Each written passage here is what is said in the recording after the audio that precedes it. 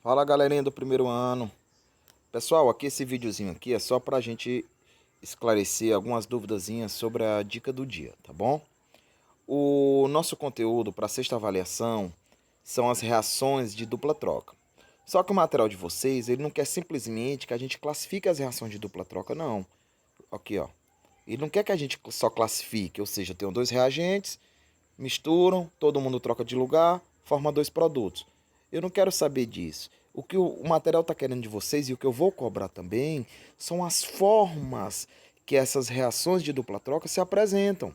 Como assim, professor?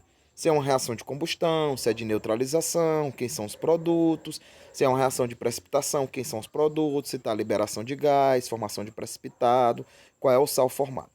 Para isso, a gente tem que recorrer ao conteúdo, deixa eu só ativar a canetinha aqui, ó, ao conteúdo da quinta avaliação, que são as funções inorgânicas. Então aqui é bom para a gente lembrar, ó, começou com H, é um ácido, olha, HCl, H2S, HNO3, H2SO4.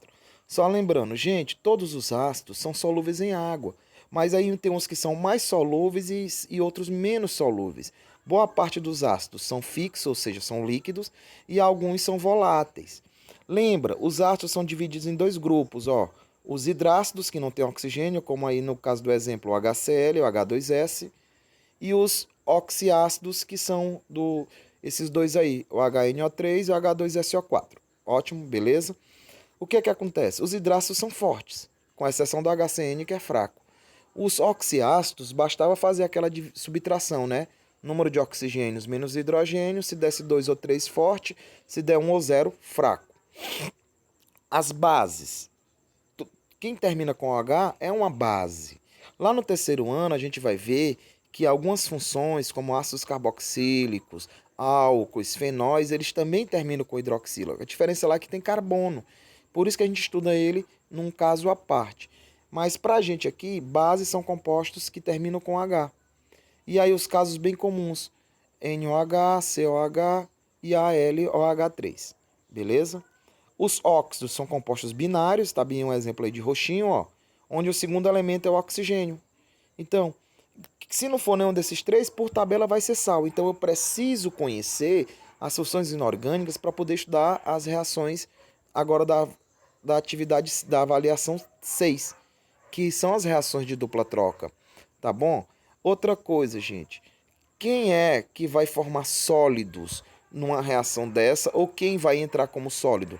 Ou são os sais ou são as bases. Então eu tenho que conhecer. Deixa eu só fechar aqui o pincelzinho. Ó. Eu tenho que conhecer, gente, essa tabelazinha aqui. E tem muito aluno que está com dificuldade em conhecer essa tabela. Por que eu preciso? Vamos só ver bem aqui. Ó. As reações de dupla troca, gente, tem esse formato aqui.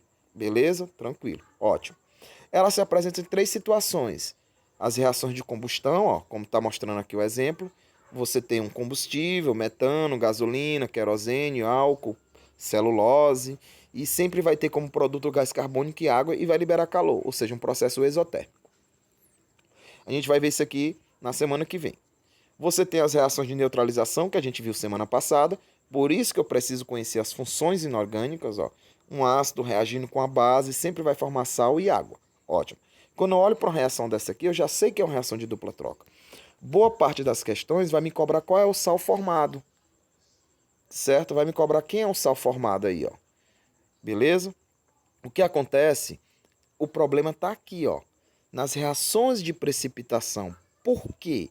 Porque na reação de precipitação, geralmente vai formar um sólido, que ele não vai se dissolver, ele vai se mostrar na forma precipitada.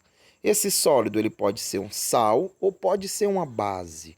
E para me saber se ele vai se precipitar, eu tenho que recorrer a essa tabelazinha aqui, ó. Observe a complexidade da tabela. E aí eu disse para vocês que tem um bizuzinho bem tranquilo, ó. Deixa eu só escrever bem aqui, ó. Tem um bizu bem tranquilo. Todas as substâncias derivadas de metal alcalino, sódio, potássio, lítio, césio, rubídio e frâncio, certo? são solúveis em água. Então, quando eu olhar um sal lá na reação de precipitação e tiver um desses cátions aqui formados, ó, NaNO3, certo? KCl, LiBr, CsCO3, RbC2O4. Deixa eu ver mais aqui, o frâncio, vou botar aqui o frâncio com o ânion fosfato, PO4.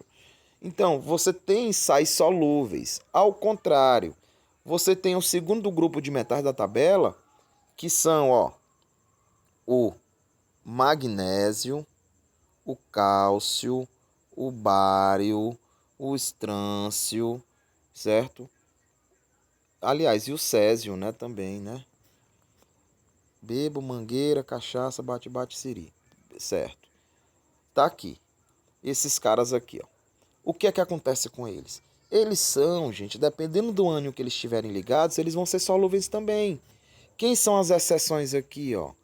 É o bário e o magnésio. Quase todos os sais ligados a esses dois caras aqui, ó, vão ser insolúveis, tá bom? Então você fique atento. E as demais substâncias vão ser insolúveis em água. Então não precisa ficar batendo cabeça, pessoal, com essa tabelazinha não. Basta você memorizar aqueles esquemazinhos, responder as questões que eu estou colocando, ver os vídeos com as resoluções, tá bom? E aí é só tranquilidade na hora da avaliação, tá bom, jovens?